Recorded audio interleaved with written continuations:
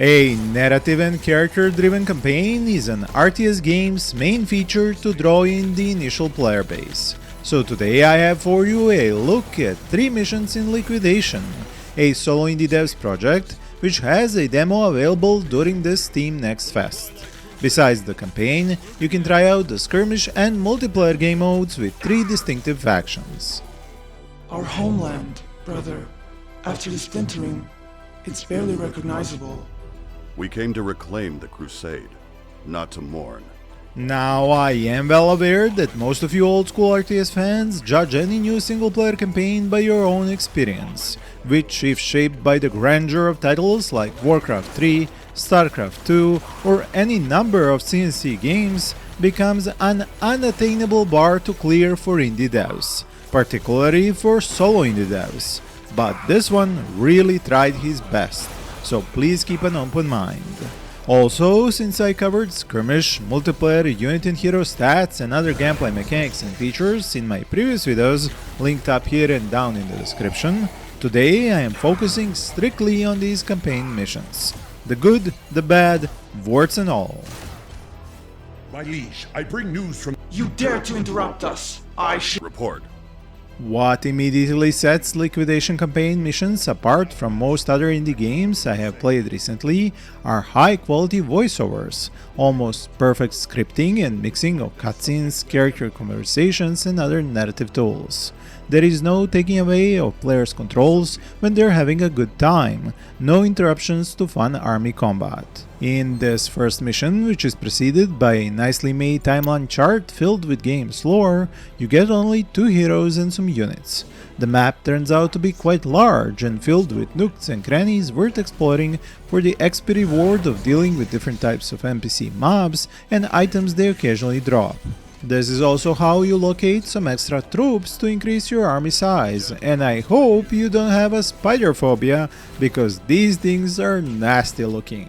This is an old school mission type you're probably familiar with, and it requires old school micro gameplay, like spreading damage done to units by pulling them back from combat. You also have to make sure that your summoned units takes most of the hits, as units have very slow health regeneration, and you don't get to find many extra units in the first part of this mission. You do eventually get to the first enemy outpost, and interestingly enough, this first mission doesn't reveal other factions yet, but sets you up against splinter groups of your own faction, which you have to conquer and add to your strength. This is why buildings suddenly turn to your side once you eliminate all enemy units inside the base. The scripting is a bit late here, as you start to deal damage to your own future HQ before it changes sides. One note is that the game doesn't even tell you in advance that this will happen, so you might be quite surprised by it. The workers can repair any building, while you have to spend quite a while to expand this little outpost into a fully fledged base from which you can conquer the rest of the map. This is actually one part of the game which I made sure to give my feedback to the developer about, because there is quite a lot of stuff to build, upgrades to research and units to recruit, all the while you really don't explore the map, as you might lose too many units doing so, and you don't know if you will be attacked or not during your excursions. This feeling and gameplay repeats in each mission. You take over a base, but must spend minutes just sitting there, expanding it and researching unit improvements, without exploring or leading your army, which is the most fun part of the mission experience. How should he fix this? Well, there are several ways, but I would like to hear your ideas in the comments below. The reason this is particularly unfortunate is because there are sections of the map which are hidden to an extent and totally worth exploring if you can locate and uncover them. This one was protected by a destructible rock, which you could not right-click to target, but had to use the attack move to actually damage and destroy. What it was hiding was several groups of mobs, which meant a lot of experience points for your heroes to level up and unlock more skills or upgrade existing ones. There are also items, both consumables for health and this game's version of mana, and those which buff hero stats. They start at white, but also have yellow, green and blue variants which offer significantly better buffs. There is no room for hesitation. Now, nearing the end of the first mission, I had to attack a much larger enemy base and take out their leader. Dealing with the defenses was no trivial task, and the enemy kept on recruiting more units while I was destroying his buildings, just prolonging the inevitable. So I took his unit recruiting buildings down one by one, with units not well suited for demolishing buildings because their damage type and buildings resistance to it. Now the game added insult to injury when it turned out that after defeating the main enemy base leader, I was actually given the command of not just the remaining buildings, but also the units, which my own units even kept on attacking. My gaming OCD then kicked in, and I was furious for wasting my time in taking down buildings I could have captured had I just known in advance that the enemy leader's death would have given me command of everything. Now the game's introduction conversation did foreshadow that taking over is the task and not destruction. Eliminating a warlord will surely remind their subjects where their loyalties lie. But there were no added tips or hints in the mission and during gameplay that this would happen in each case. Was I at fault here for how I played, or the game for not holding my hand more? Personally, I am not even sure, but I would have preferred it more if the enemy leader had come out forward to fight me and I didn't have to wreck half the base to get to him. Please share your thoughts on this situation and game setup so we can discuss it in the comments. You were right. It is not the home I remember. It pains me that only a fraction of us remain, Shira. The Crusade, as it was, is no more, and it cannot be made whole. There is always twilight before dawn, brother. Amidst this devastation, we will rise as rulers of what remains of this world. The Crusade may have died today, but the Twilight Crusade will be reborn out of its ashes. And so we move a year in the timeline, which can be read upon in the lore sections before starting each new mission. This one started out quite differently, with me already owning a base, but just the basic few unupgraded structures. The hero I was given was left with the items gained in the first mission and all of his experience and level progression. As I mentioned, this is where you start over with the base and upgrades, and it is a big change from the dynamic combat at the end of the first mission to the relaxed base building of the second one.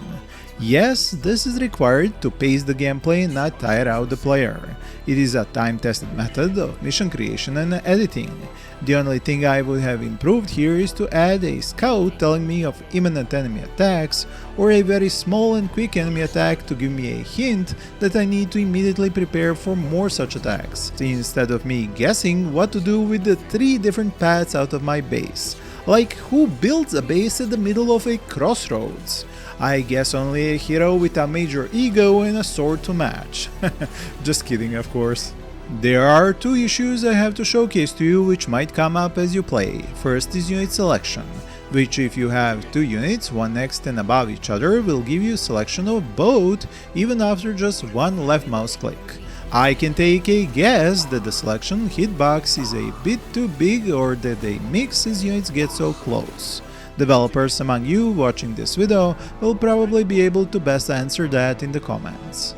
The other issue is with the pathfinding, which can give you trouble when your melee units end up behind a line or 2 lines of range units who just keep shooting and not make room for melee units to move up and get into range. The other pathfinding error I occasionally ran into was units being stuck on corners of paths, more precisely trees which ring those paths. They would just run in place until I manually moved them. Anyway, the second mission is another well-crafted creation where you slowly get more new units. First a new range unit and then your first magical one which can heal your troops. It also becomes more obvious which direction are you getting besieged from and where you should go next. The turrets are great for defense, and in later missions you get more types of them as enemies come to attack with a greater variety of units. I do have to comment just how big these maps are. There are lots of passages and mobs to find and loot for better and stronger items. I found some blue ones even during this mission, but I did run out of item slots and had to start leaving loot behind, which I felt was a shame since I do have 2 heroes and I wanted to bring some items for the second one in the next mission. As with all single player campaigns, you will always hit a difficulty ramp at some point during missions. In the second one, this was it for me. I didn't expect such a strong enemy with a really powerful skill shot, and after a failed retreat, since it was able to slow down my units, I went for another attempt and I got my army practically wiped. Yes, I came back with a new army and a lesson learned, and it felt good not to be able to stomp through the entire mission with no challenge.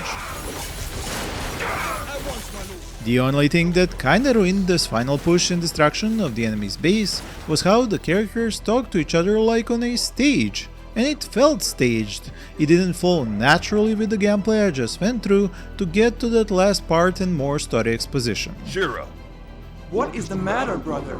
Have you taken to debating with beasts now? But I am sure the solo indie dev will fix this, as he has done with many previous versions of these missions I tested out. And this takes us to mission 3. Yet again we get a different setup. Now the character from the second mission is on his own side of the map and controlled by the AI as he defends his base, while the second character we didn't get to play with in the second mission is tasked with destroying enemy camps to help protect him. The whole pacing is now upended, as you could take your time to finish the first two missions, but during this one you're on the clock. Literally, as enemies attack every few minutes, and you can see both the countdown to each new attack and the number of enemy bases you have to destroy to prevent your other hero and his base from being destroyed. Luckily, not only do you get many more base expansion positions where you can build new outposts to gather more resources, but you're also given new units like the mechanical tanks, which have upgradable turrets. And if you find the time to go exploring the map, you find one you can't even recruit, which has a huge gun and the range to match. With this overwhelming firepower at your disposal, you can finish clearing out enemy camps to complete the objectives of this third mission. The fantastic overall impression of this mission is then unfortunately solid when you get to the final mission cutscene, whose framerate drops to single digits. The highs and lows of indie games. But as I said, this is just a demo. The game is still very much in development, and if we don't count the occasional hiccups, this is shaping up to be one of the best indie RTS single player campaigns you will get the chance to play in years. Thank you for watching, and I wish you all happy gaming.